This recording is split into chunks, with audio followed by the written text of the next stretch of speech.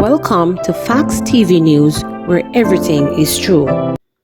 3 shot, 1 fatally at Duhaney Park Plaza. 3 people were shot, 1 fatally during a gun attack at the Duhaney Park Plaza in St. Andrew on Friday afternoon. The dead man has been identified as Junior Barrett, 33, from Ferry District, Kingston, 20. The injured included a 34-year-old handyman from Greater Portmore, St. Catherine, and a 24-year-old man from Kingston, 20. It was reported that Barrett and one of the now injured men were sitting in the plaza when they were pounced upon by a man armed with a handgun. The man, the police said, opened gunfire at Barrett, who in appearance may have been the intended target. He was hit in the upper body. The other man ran on hearing the gunshot but was hit in his left leg. The second injured man was walking in the direction of where the shooting took place and was hit in the right upper section of his back. All the injured persons were rushed by police unit to hospital, where Barrett was pronounced dead, and the other 2 were being treated. Police say they are yet to establish a motive for the attack. No murders recorded in May for St. Elizabeth. St. Elizabeth saw a significant reduction in major crimes in May. Head of the St. Elizabeth Police Superintendent Kenneth Chin said for the month of May, no murders were recorded in the southern parish. Speaking at Thursday's monthly meeting at the St. Elizabeth Municipal Corporation, Superintendent Chin commended citizens for using amicable means to resolve disputes. He said there has also been significant reduction in larceny and shootings.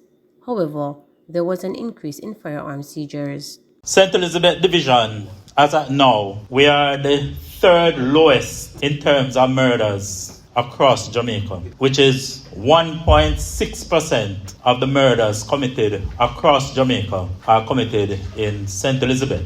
So in the month of May, we had a very good month where we had 0 murders, no murder committed in the division for the entire month of May. And whenever we have good murder figures, I always like to commend the citizens for resolving their differences in a way that doesn't lead to violence. And of course, the hard work of the police officers who are deployed to keep the figures as they are.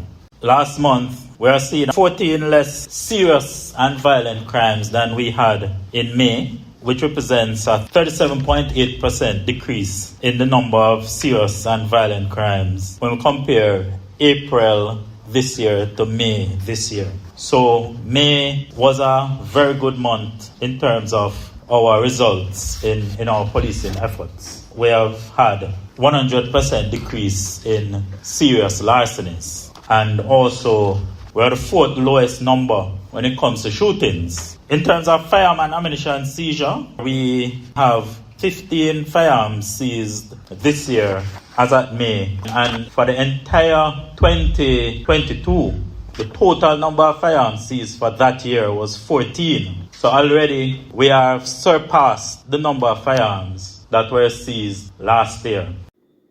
Education Ministry probing possible breach of school protocols in kidnapping of 8-year-old Breton primary student. The Education Ministry is taking steps to determine if there were breaches of established protocols regarding the safety and security of students at the Breton Primary and Infant School in St. Catherine. This in the wake of the abduction of a grade 2 female student from the school. The minister says the 8-year-old girl was found by a soldier in Swallowfield, St. Andrew. Her throat had been slashed. The injured child was taken to the Bustamante Hospital for Children, where she underwent emergency surgery.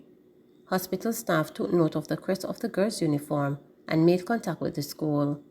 The principal then advised the girl's parents of the incident. The ministry says the school employs 3 regular and 2 relief watchmen. It says the police have since questioned the watchman who was on duty at the time of the incident. Meantime, in condemning the attack on the child, Education Minister Favour Williams has appealed for anyone with information that can assist the police with their investigations to share such. She said this is another regrettable, barbaric attack on vulnerable children. She noted that all citizens have a duty of care for Jamaica's children, wherever they are, must do all they can to protect them. Mrs. Williams also urged members of the public to support the appeal for blood donations for the injured child. So far, the investigation is going on. A lot of it is happening in St. Catherine South over in Portmore, where the child resides and the family and where she was taken from. There are no breakthrough just yet. They are just trying now to ascertain, put pieces together to see what would have caused individuals to attack the child in that manner. So we're really now they're in touch with the hospital. She's still considered to be in critical condition, but she's holding on. So we hope for the best that she makes a full recovery. And then the investigators now are trying to find out who the persons are or person that's responsible for the attack on her. So the investigation is on in earnest. Anger and hope. A sense of anger mixed with caution and hope was evident among parents at Brayton Primary and Infant School in Portmore, St. Catherine Friday morning, a day after an 8-year-old student and her brother were abducted from school and her throat slashed. My daughter goes to this school. She acts big and her body is big. I am very concerned. I am very cut up and very hurt about this. I would want justice to come from this. My body runs school, one mother told reporters, as she and other parents responded to a request from the school to pick up their children early. I don't know the parent of the child, and I don't really know the child, but may I tell you say, my heart burn me. The person that did this to the little girl, God, I am begging you to bring them to justice. I am emotional and depressed, me weak in my heart, the parent added. Information reaching reporter is that the little girl and her younger brother were abducted at the school gate, taken to Vineyard Town in St. Andrew, where the girl's throat was slashed and both were thrown from the vehicle. The boy was unharmed. The injured girl was seen and assisted to hospital by passerby. She was admitted and had undergone surgery. Early Friday, an appeal for blood was made on her behalf. At the school Friday morning, Senior Superintendent Christopher Phillips, who led the St. Catherine South Police Division, was hopeful that very soon law enforcers will make a breakthrough in the brutal attack on the child. She is still alive and fighting. We are confident that pretty soon we will have the full picture of what took place. We are still probing to find the truth. As soon as we get the other parts of the puzzle, we'll see how things unfold, Phillips told reporters. The situation has impacted Brayton Primary School, and we are obviously concerned. We want to provide support for them. This investigation spanned 2 police divisions, and so far collaboration is going pretty well, Phillips added, giving credit to the school for having a place adequately secured. However, he pointed to a lack of closed-circuit television cameras, which could have assisted in the investigation. I will allow the investigation to determine if there were gaps in the procedures. Interestingly, we had an initiative that focused on the school safety program. We dubbed it the Voice of the Youth Symposium. Part of that symposium was the matter of missing people, abduction, and all those things. It is a big thing for us in St. Catherine. Based on all that is happening, there might be a need for us to pay more attention in the primary schools in the St. Catherine South Division, Phillips stated. Meanwhile, another parent said that she was devastated by the news of the abduction and seemingly attempted murder of the little girl. My belly burn me, and it's not my bikini. It could have been my daughter. I don't really leave my children to travel on their own like that. Me try to pick them up. The person who do this to the little girl, your days are numbered, she said. It is kind of hard on some parents to find a vehicle to pick up their child from school, but it is best to find somebody to come pick them up and take them home. It is not nice to make them come home on their own, the mother said. I preach to my daughter every day that a lot of things are going on out there. Make sure you're protecting your child, she pleaded. One man who has a grandchild attending Brayton Infant School said there is no sensible reason that someone would harm an 8-year-old girl.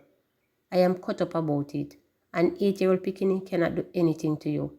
An 8-year-old is harmless to the world. When they start and the little ones coming up, you see everything mash up. I go to collect my grandson because school dismissed. My grandson no really understand because him go basic school. As I got the call, I came for him. I never want him to come out and anybody tell him that we send him for them. I tell him that nobody must come for you. If it is not me or his mother or father, he told the reporters. Portmore Mayor Leon Thomas said the incident may have been caused in a significant number of students to not turn up for school on Friday. The mayor encouraged parents to be their brother's keeper and look out for the children.